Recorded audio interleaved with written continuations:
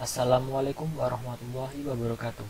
Perkenalkan, nama saya Tri Yoga Febriansyah, NIM 1905-1204-038. Pada kesempatan kali ini saya akan menjelaskan tentang standarisasi jaringan komputer, OSI atau Open System Interconnection.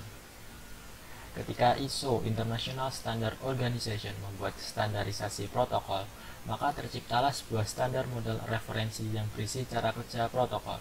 Model referensi yang kemudian disebut dengan Open System Interconnection atau OSI. Standar OSI ini memiliki 7 layer. Tiap layer memiliki definisi fungsi yang berbeda.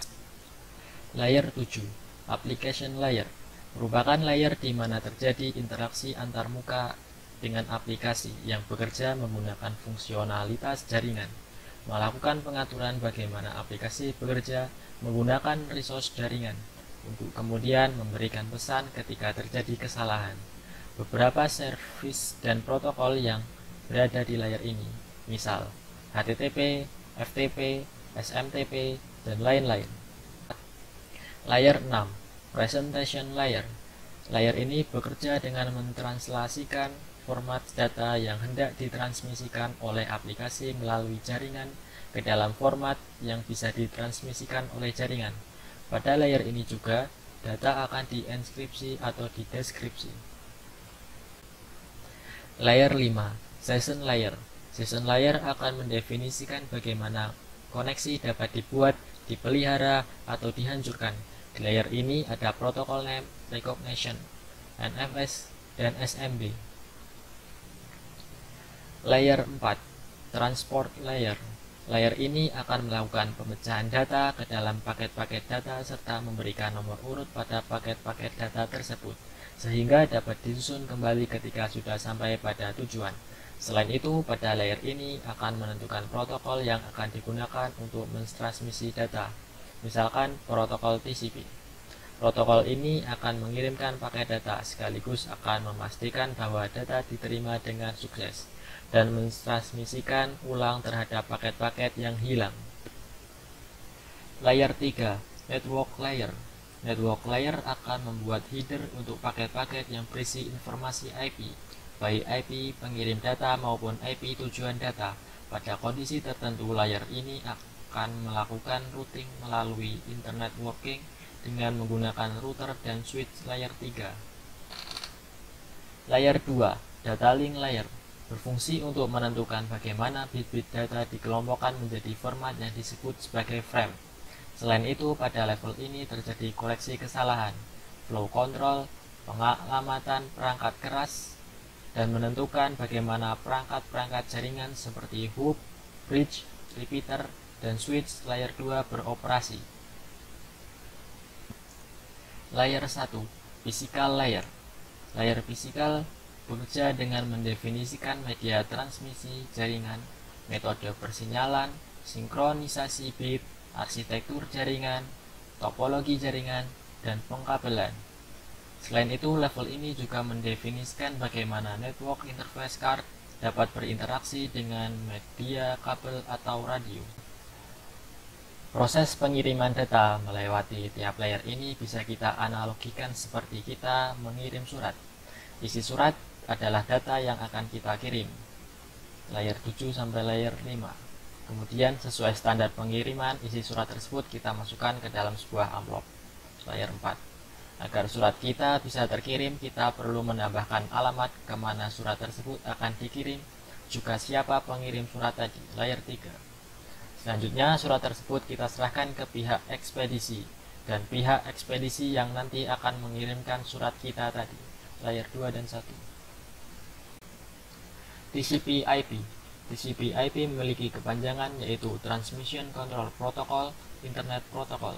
Pengertian TCP/IP tak bisa lepas dari fakta bahwa ada dua jenis protokol yang digunakan pada jaringan ini, yaitu protokol TCP dan protokol IP. Pengertian TCP atau IP adalah suatu standar komunikasi yang dapat digunakan untuk bertukar data antar komputer oleh suatu komunitas yang tergabung melalui jaringan internet.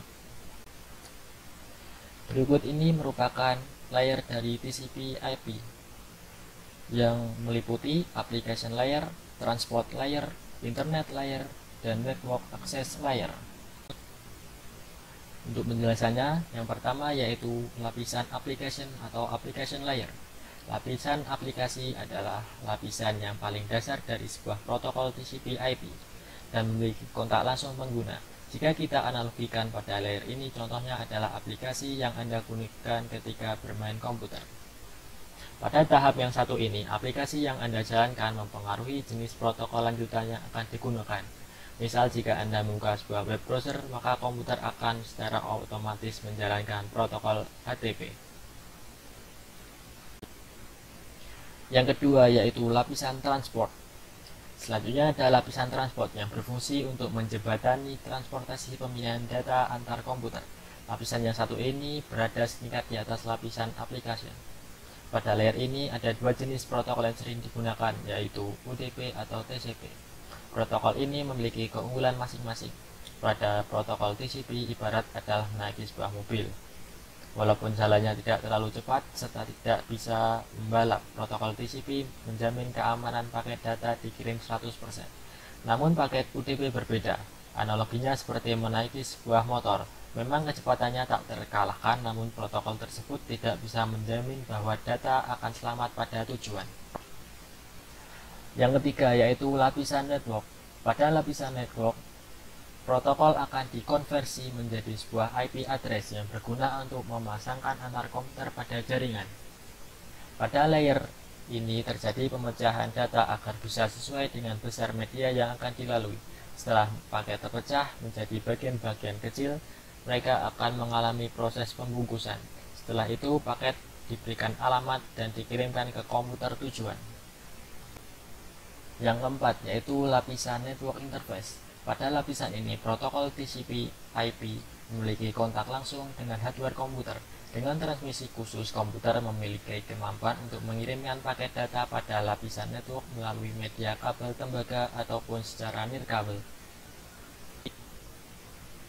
Berikut ini merupakan tabel perbandingan antara OSI dengan TCP/IP. OSI model memiliki 7 layer, sedangkan TCP/IP hanya memiliki 4 layer. Perbedaan TCP dengan UDP. 1. Perbedaan pada fungsi. TCP berfungsi saat sebuah pesan yang dikirim dari satu komputer ke komputer lain sedang melintas internet.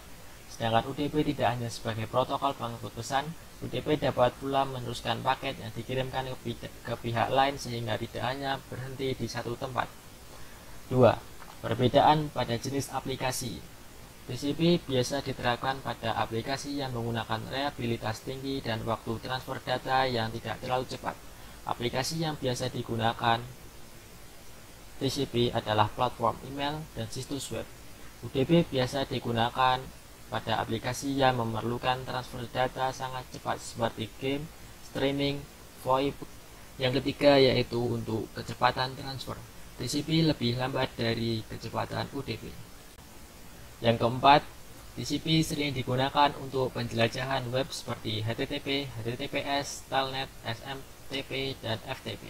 Sedangkan UDP ramah dengan DNS, RIP, DHCP, layanan VoIP, TFTP, serta SNMP.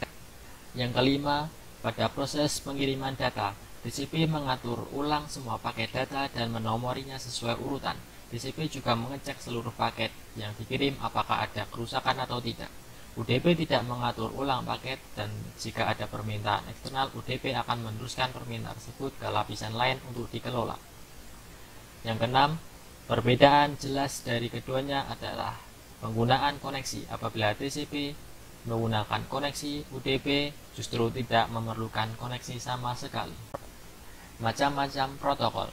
Pertama, TCP/IP atau Transmission Control Protocol, Internet Protocol merupakan sebuah grup protokol yang ada pada jaringan komputer yang berfungsi untuk menukar data antar komputer.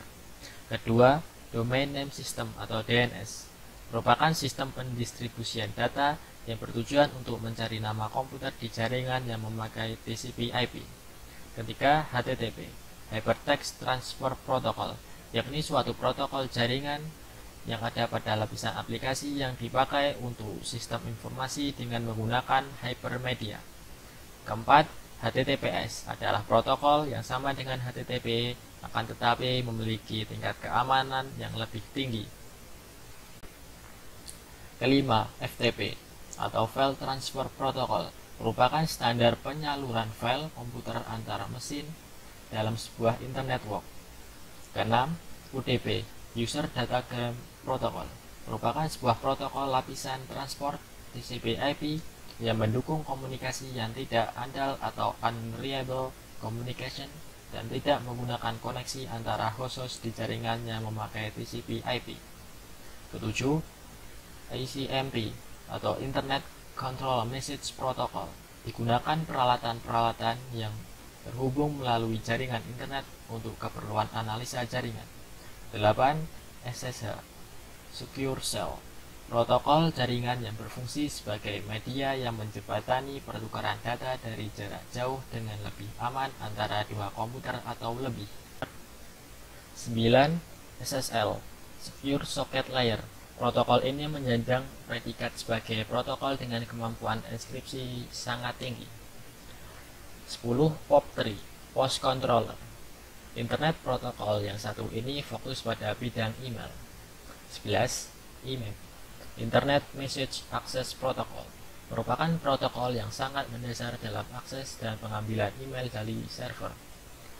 12. Telnet Telecommunication Network adalah protokol jaringan dalam sambungan internet atau Local Area Network (LAN).